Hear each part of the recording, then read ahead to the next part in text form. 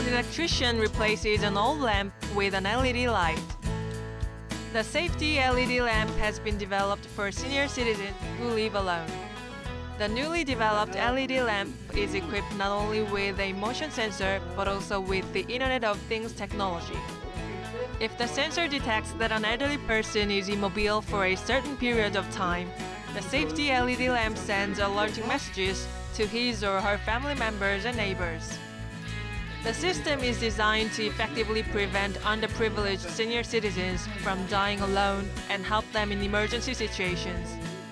Smart sensors have also been installed to check their exits and entries.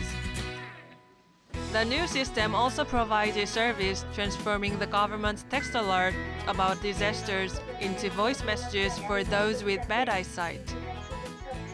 고령농 안전지킴이 사업을 통해 홀몸의 고령 농업인들이 안심하고 생활할 수 있는 사회 안전망이 잘 갖춰진 농촌 만들기에 기여할 것으로 기대합니다.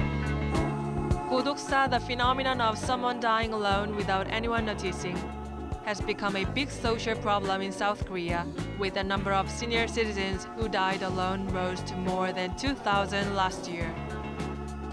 The National Agricultural Cooperative Federation plans to expand the distribution of the safety LED lamp system.